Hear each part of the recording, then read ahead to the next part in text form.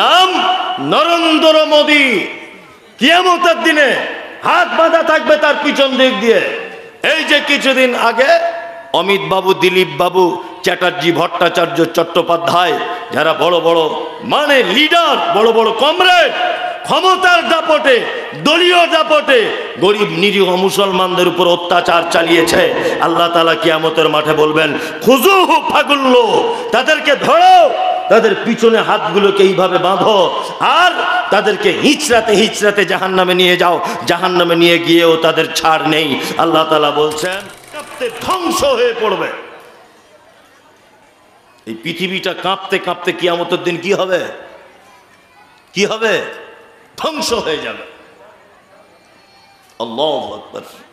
কিছুদিন আগে তুরস্কের মাটিতে আপনারা দেখেছিলেন, তুরস্কের মাটিতে ভূমিকম্প হয়েছিল।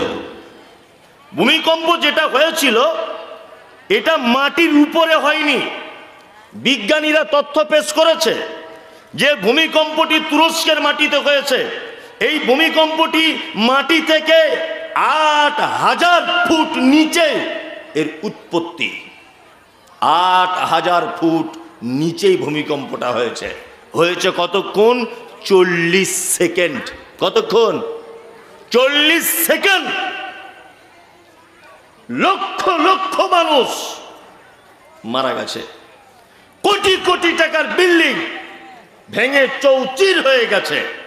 হসপিটাল, স্কুল, রাস্তাঘাট, যানবাহন, মানুষ একেবারে চৌচির হয়ে গেছে। কতক্ষণ হয়েছে? ৪০ সেকেন্ড। পৃথিবীর বিজ্ঞানীদের একটা গবেষণা যে পৃথিবীতে যখন জমিনে ভূমিকম্প যখন হয় জমিন এইভাবে কাঁপে। আবার কেউ কেউ তথ্য পেশ করছেন যে তলায় একটা স্তরের প্লেট আছে, এই প্লেটগুলি সরে যাবার ফলে পৃথিবী কাঁপতে শুরু করে।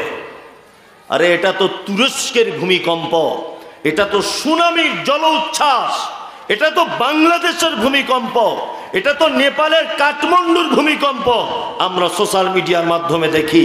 আর আল্লাহ তাআলা কিয়ামতের দিনে ভূমিকম্প করবেন এ ব্যাপারে তিনি বলেছেন ইজা যুলজিলাতিল আরদু যুলজালাহা ওয়া আখরাজাতিল আরদু আসকালাহা। আল্লাহু আকবার। কিয়ামতের দিনের ভূমিকম্প, মাটি কাঁপতে কাঁপতে ধ্বংস হবে। ওয়া আখরাজাতিল আরদু আসকালাহা, আর মাটির তলায় থাকা জিনিসগুলোকে উপরে তুলে দেওয়া হবে। সেদিনকার ভূমিকম্প কেমন হবে? ঢালাই মেশিনে মশলা মাখানো দেখেছেন? একদিকের মশলা আর একদিকে নিয়ে চলে যায়, দেখেছেন না? এই তেমন উপরের মাল নিচে চলে আসবে, নিচের মাল উপরে চলে আসবে। এটা আল্লাহর ভূমিকম্প। সেদিন যে কত কঠিন, এর নাম কিয়ামতের মাঠ। কিয়ামতের মাঠ সম্পর্কে আল্লাহ তাআলা বলেন ইয়া আইয়ুহান নাসু তাকু রাব্বাকুম ইন্না জালজালাতাস সাআতি শাইউন আযীম। আল্লাহ তাআলা বলছেন হে মানুষ, তোমরা আমাকে ভয় করো, তোমরা আমাকে ভয় করো। আল্লাহ বলছেন ঈমানের স্বীকৃতি প্রদানকারীরা তোমরা তোমার রবকে ভয় করো। নিশ্চয়ই কিয়ামতের দিনের মহা কঠিন আযাব বড়ই কঠিন, আযীম, মহা ক্ষমতাশীল, মহা ভয়ঙ্কর ব্যাপার। কিয়ামতের দিনটা ভয়াবহ দিন। কেমন ভয়াবহ? আল্লাহ তাআলা বলছেন, কি বলছেন? ইয়াউমা তারাউনাহা তাযহালু কুল্লু মুরজিআতিন আম্মা আরজাআত ওয়া তাযাউ কুল্লু যাতি হামলিন হামলাহা ওয়া তারান নাসা সুকারা ওয়া মা হুম বিসুকারা ওয়ালাকিন্না আযাবাল্লাহি শাদীদ। কিয়ামতের দিনের বিভীষিকা বলতে গিয়ে আল্লাহ সুবহানাহু ওয়া তাআলা বলছেন সেদিন মা তার বাচ্চাকে দুধ পান করাতে ভুলে যাবে। নাম্বার 2, গর্ভবতী মেয়েরা যাদের পেটে বাচ্চা থাকবে নিচের দিক দিয়ে বাচ্চা পড়ে যাবে, তারা বুঝতে পারবে না। আল্লাহু আকবার। মানুষগুলিকে দেখতে পাওয়া যাবে, মানুষরা সব যেন মাতালের মতো করে ঘুরছে। আল্লাহ তাআলা বলছেন ওমা হুম বিসুকারা, একজনাও তারা মদ পান করেনি, ওয়ালাকিন্না আযাবাল্লাহি শাদীদ, শুধুমাত্র আমার কঠিন আযাবের ভয়ে মানুষ মাতালের মতো করে ঘুরবে।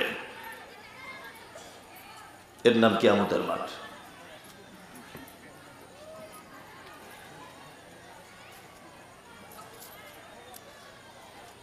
এমন একটা পদ্ধতি বলছেন জাহাঙ্গীর সাহেব, বলছে মধ্যখানে একটু কালেকশন করে নেন, তারপর ওয়াজ করবেন। কালেকশন করলে যে লোকগুলো আছে 10 মিনিটে সব পালাবে।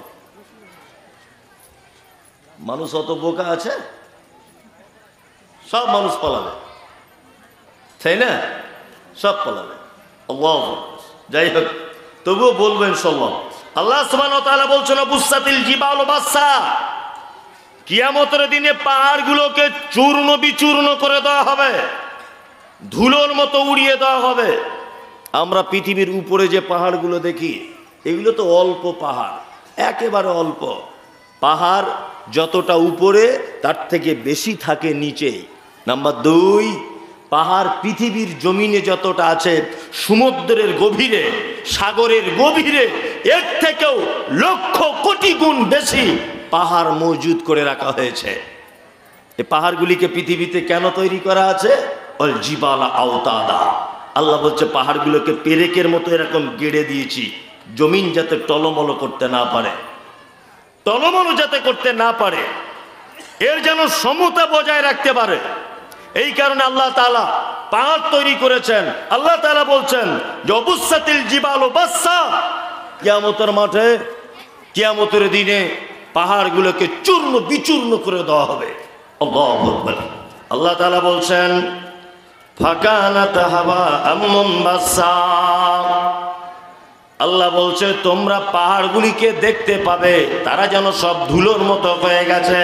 ওয়াকুনতুম আজওয়াজান সালাসা, আর তোমরা মানুষকে দেখতে পাবে কিয়ামতের মাঠে 3 দলে বিভক্ত হয়ে যাবে।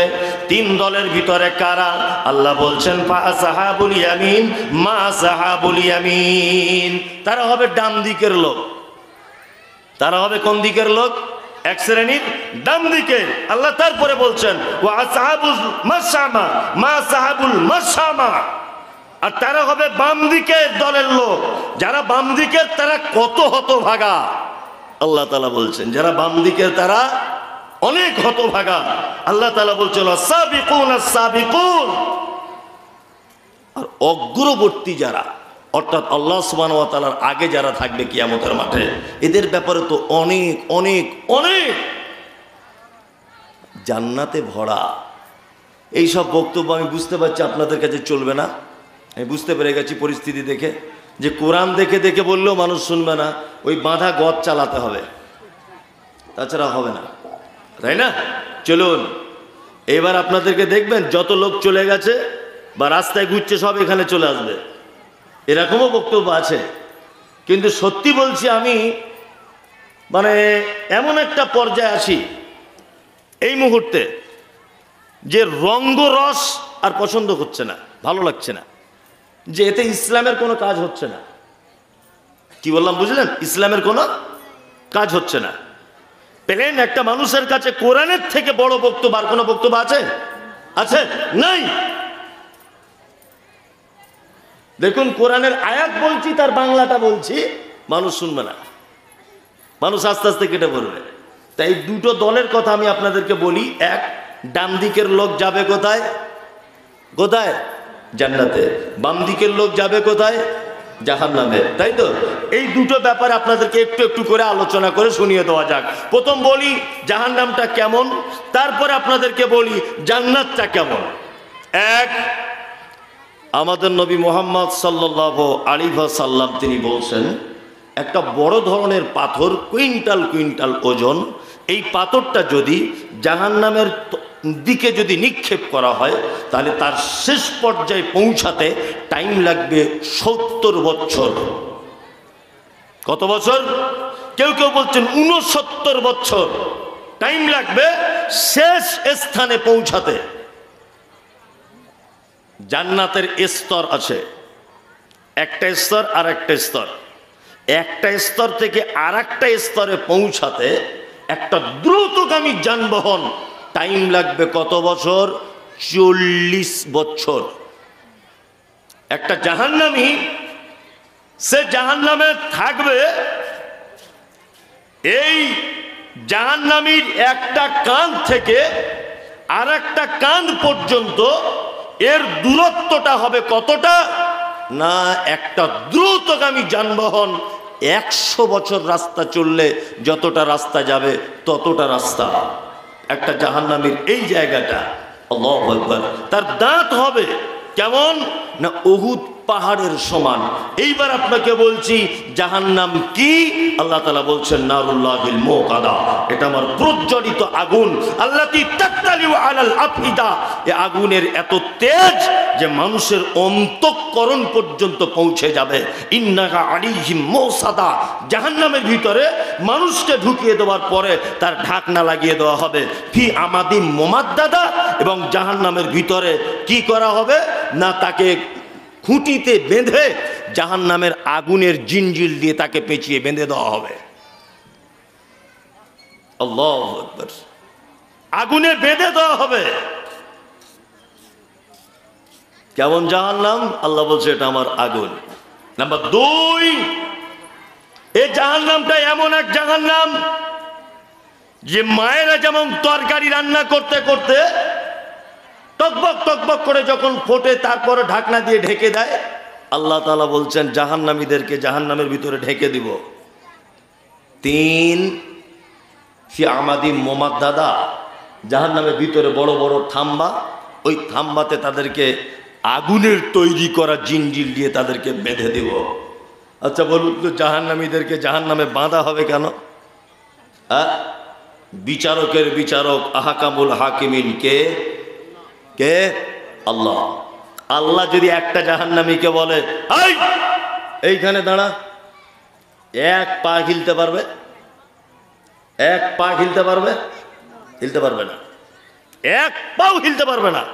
তারপরেও আল্লাহ তাআলা বলছেন ওদেরকে আমি জাহান্নামের জিঞ্জিল দিয়ে বেঁধে দিব।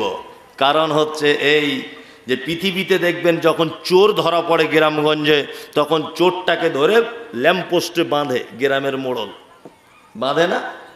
বাঁধার পরে কি বলে, এই দেখি তোর কোন বাপ আছে, তোর হাত খুলে নিয়ে যাবে দেখি। এটা বলে কি বলে না?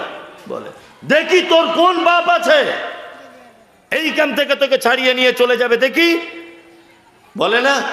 তার মানে মোড়ল তার ক্ষমতা দেখায়, দেখে না, দেখ আমি কত ক্ষমতাবান, আমি রাজনৈতিক দাপটের লোক, তোকে কে খুলে নিয়ে যাচ্ছে দেখি, দেখি তোর কোন বাপের ক্ষমতা আছে। বলি কি বলি না? বলি।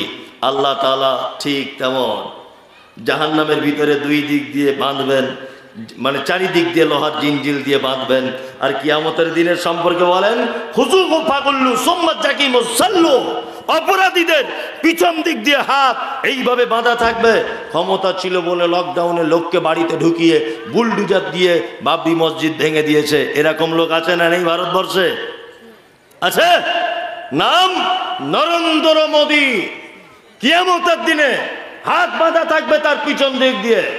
এই যে কিছুদিন আগে অমিত বাবু, দিলীপ বাবু, চ্যাটার্জি, ভট্টাচার্য, চট্টোপাধ্যায়, যারা বড় বড় মানে লিডার, বড় বড় কমরেড, ক্ষমতার দাপটে, দলীয় দাপটে গরিব নিরীহ মুসলমানদের উপর অত্যাচার চালিয়েছে।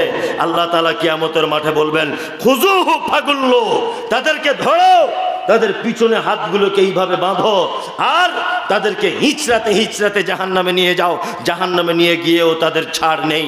আল্লাহ তাআলা বলছেন ফি আমাদিম মুমাদ্দাদা, তাদেরকে তার ভিতরে লোহার জিঞ্জিল গরম করে জাহান্নামের ভিতরে তাদেরকে বেঁধে দেওয়া হবে।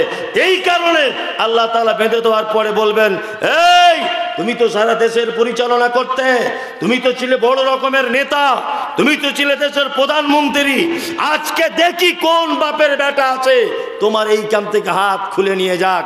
এটা আল্লাহ সুবহানাহু ওয়া তাআলা দেখতে চান। তার মানে আল্লাহ তাআলা নিজের ক্ষমতা দেখাবেন সেদিন, ক্ষমতা দেখাবেন, দেখ আমার কত ক্ষমতা। এটা আল্লাহ তাআলা পারেন কি পারেন না? পারেন, পারেন। আল্লাহু আকবার। বাম দিকের লোক যারা হবে এদের ব্যাপারে আল্লাহ তাআলা বলেছেন, আরাআইতাল্লাযী ইউকাযযিবু বিদ্দীন, বাম দিকের লোক কারা? আল্লাহ নবীকে বলছেন, নবী আপনি কি তাদেরকে দেখেছেন যারা কিয়ামতের দিবসকে অস্বীকার করে? ফাযালিকাল্লাযী ইয়াদউল ইয়াতীম, যারা এতিমের সঙ্গে সদ্ব্যবহার করে। ওয়ালা ইয়াহুজ্জু আলা তুআমিল মিসকিন, যারা মিসকিনদের খাদ্য দানে উৎসাহিত করে না। ফাওয়াইলুল লিল মুসাল্লিন, আল্লাহ বলছে ওই মুসল্লিরা বাম দিকের দলে থাকবে, অর্থাৎ দুর্ভোগের ভিতরে থাকবে। কোন মুসল্লি?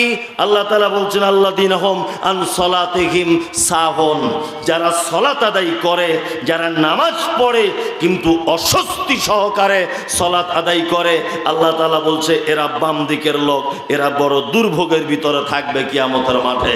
নাম্বার 4, আল্লাহ তাআলা বলেন যে তারা লোক দেখানোর জন্য নামাজ পড়ে। তারপরে আল্লাহ তাআলা বলছেন ওয়ায়ামনাউনাল মাউন, যারা প্রতিবেশীকে সামান্য কিছু উপকার করা থেকে নিজেকে আটকিয়ে রাখে, এরা সব বাম দিকের লোক। বাম দিকের কটা লোক? 1, এতিমের সঙ্গে অসৎ ব্যবহার করে যারা। 2, মিসকিনদের খাদ্য দানে উৎসাহিত করে না যারা। 3, ওই মুসল্লি যারা নামাজ পড়ে অস্বস্তি সহকারে। এরকম মুসল্লি আছে না আমাদের মসজিদে? আছে না নেই? নামাজ পড়ছে, নামাজ পড়তে পড়তেই পাছা চুলকাইছে, মাথা চুলকাইছে, টুপি বার করছে, মোবাইল দেখছে, এই করছে। এখন নামাজি আছে না নেই? ওমরপুরে একটা জায়গাতে আমি একদিন আসরের নামাজ পড়ছি, এটা একদমই মানে খাঁটি কথা, গত বছরে ঘটেছে। এটা কেমন নামাজি আমরা, মসজিদে নামাজ পড়ছি, তা একজন বিহারি ব্যবসায়িক লোক ও মসজিদে নামাজ পড়ছে। তা আমি ওর 3-4 জনের পাশে দাঁড়িয়েছি, ও আমার 3-4 জনের সাইডে আছে। তা ওর ফোন বেজেছে, তা ফোনটা বেজেছে, একবার কেটে দিয়ে পকেটে ঢুকিয়ে দিয়েছে। সে তো জানে না যে নামাজ পড়ছে, সে আবার করেছে, ট্রিং ট্রিং করে আওয়াজ হচ্ছে। ও ফোনটা বার করে বিহারি লোক বলছে আবি হাম নামাজ মে হ্যায় বাদ মে কল কিজিয়ে। নামাজ পড়তে পড়তে বলছে। আল্লাহর কসম করে বলছি, আবি হাম নামাজ মে হ্যায় বাদ মে কল কিজিয়ে বলে দেখছি আবার পকেটে ভরে নামাজে দাঁড়িয়ে আছে। কি অবস্থা! আল্লাহু আকবার। জি, কি অবস্থা! নামাজি নামাজি অথচ নামাজ পড়ে, সালাত আদায় করে, অমনোযোগী, মনোযোগ দেয় না সালাতে। এরকম নামাজি আছে না নেই? আজান হচ্ছে, যাচ্ছে তা যাচ্ছে গরুর গাড়ির মতো, ও জমাত ছেড়ে গেল কি থাকলো ওসব দেখার কোনো প্রয়োজন নেই। এরকম নামাজি আছে? আছে। আল্লাহ তাআলা বলছেন ইউরাউন। আর একটা নামাজি, নামাজিকে যারা লোক দেখানোর জন্য নামাজ পড়ে। এরকম নামাজি দিনাজপুরে নেই, আমাদের ওদিকে আছে। লোক দেখানোর নামাজি আছে, সারা সপ্তাহে যায় না। দেখবেন জুম্মার দিনে ফক সেন মেরে সাদা পাঞ্জাবি পরে বসে আছে প্রথম কাতারে। আর ওই যে ইমাম সাহেবরা বলেছে একটা জুম্মা থেকে আর একটা জুম্মার নেকি মানে গোনা মাফ হয়ে যায়। হ্যাঁ, ও ভেবেছে আজকে গেলেই গোনা মাফ হয়ে যাবে, ও ভেবেছে হয়তো। এরকম নামাজি আছে না নেই? আছে। আবার ও শুধু নামাজি নয়, ও শুধু জুম্মার নামাজি নয়। ইমাম সাহেব যদি কোনোদিন 2-4 মিনিট খুতবা এদিক ওদিক যদি করে দেয়, বেশি হয়ে যায় বা কম হয়ে যায়, বা মসজিদের কমিটির কোনো ভুল ত্রুটি যদি পেয়ে যায়, তা ও এসে মসজিদের বাহিরে এমন করে বলবে যে মনে হচ্ছে পাক্কা তাহাজ্জুদ সহ নামাজি। আর কিছু লোক আছে মাথা মোটা, যাদের মাথায় কিছু নেই, ও আবার ওকে পাম দিয়ে বলে তুই হচ্ছিস বাপের বেটা, যা বলিস সামনাসামনি বলিস। এরকম লোক আছে না? ঈদের নামাজ পড়ে ঝামেলা করে, জুম্মার দিনে ঝগড়া বাঁধায়। এরকম লোক আছে না নেই? আছে। আর ও যখন ওকে পাম দিয়ে মোটা করে দেয় যে তোর মতো বাপের বেটা নেই, হক কথা বলিস সবার সামনে, ও ফুলে গিয়ে আরো জোরে জোরে বলে। আরো জোরে জোরে বলে মানে ও মানুষ নয়, ও হচ্ছে গয়াকার ধয়াকার মানুষ, ও গাধা। ওই ইমাম সাহেবের মান সম্মান নিয়ে ছিনিমিনি খেলছে, মানে ওর নিজের মান সম্মান নেই।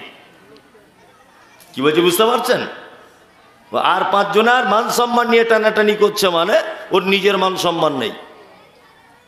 আল্লাহু আকবার।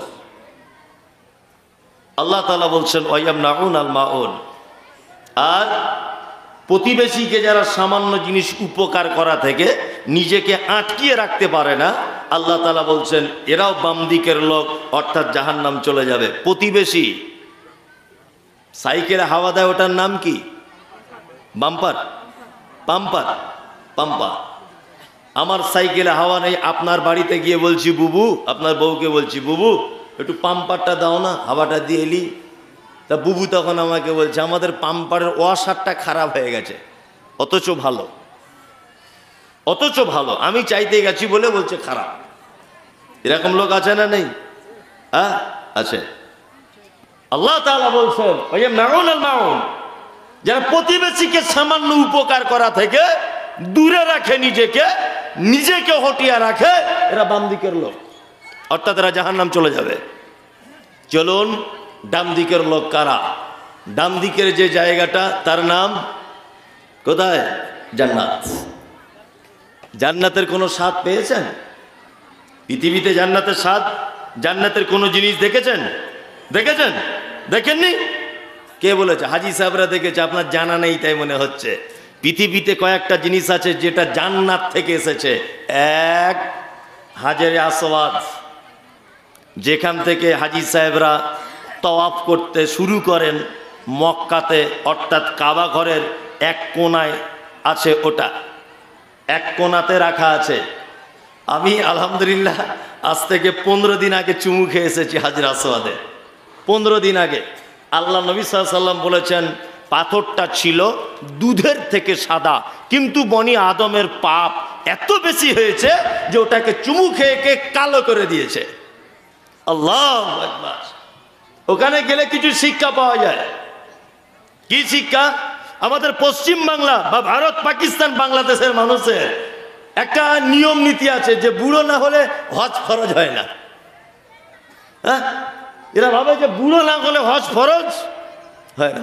ও বুড়ো বয়সে হজে যাওয়ার থেকে ঘরে বসে থাকা ভালো, ও কিছুই করতে পারবে না। হাজরে আসওয়াদে চুমু খাবে, আফ্রিকার লোক এমন গুতা মারবে বাম দিক দিয়ে না, ও ছিটকে 20 হাত দূরে গিয়ে পড়বে। ও বুড়া বয়সে গিয়ে কি করবে? ও নিজেই এরকম করে কাঁপছে, তো ও কি হাজরে আসওয়াদে চুমু খাবে? টাকা আছে, সব আছে, একটু ইয়ং বেলাতে যান, গিয়ে যেন একটু বেশ আপনিও যেন একদম ফেড়ে দিয়ে চুমুটা খেয়ে আসতে পারেন। আমাদের দলের 41 জন আমরা ছিলাম, তার ভিতরে এই যে আমার একজন এখানে বসে আছে সামনে, যে পাঞ্জাবি পরে, ও ছিল। কেউ চান্স পাইনি, আল্লাহ আমাকে কবুল করেছে, হয়তো আমি চুমু খেয়েই এসেছি ইনশাল্লাহ।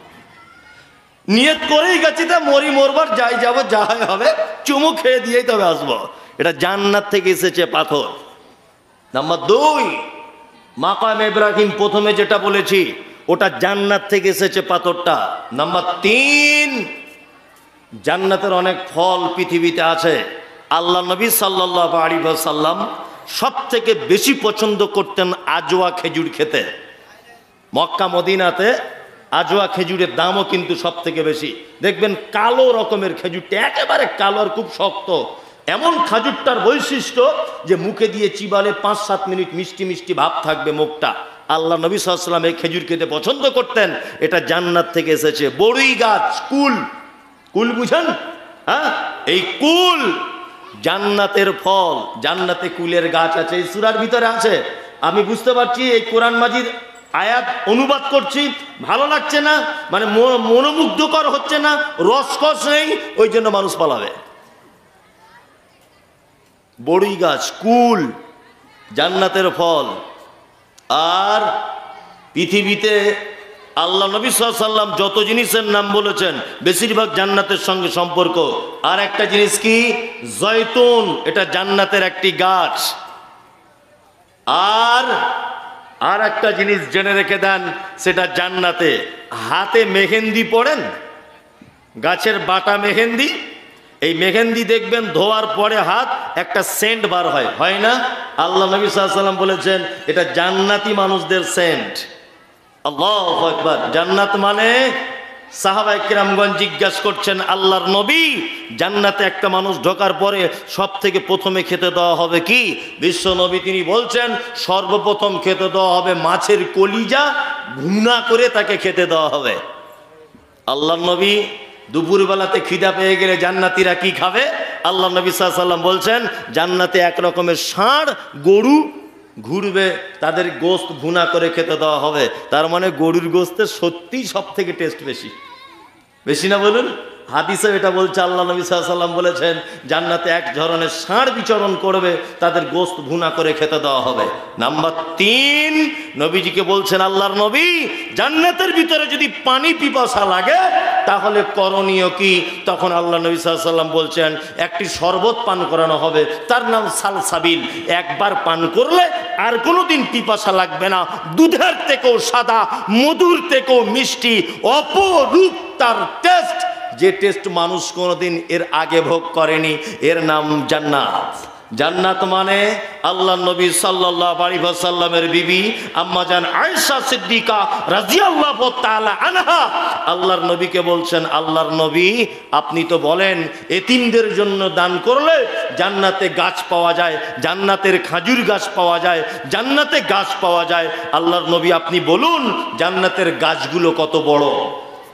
আল্লাহ নবী সাল্লাল্লাহু আলাইহি ওয়াসাল্লাম বলছেন জান্নাতের একটা গাছ 100 বছর একটা ঘোড়া যদি ছুটতে থাকে তাহলে জান্নাতের একটা গাছের ছায়া শেষ করতে পারবে না। না সুবহানাল্লাহ, কালকে বলবেন যদি টাইম না থাকে। না আজকে বলতে হবে না, থাক কাল সকালে বলবেন। কি আশ্চর্য ব্যাপার, এত সুন্দর সুন্দর জিনিস শুনছে তবুও মানুষ একবার সুবহানাল্লাহ বলছে না।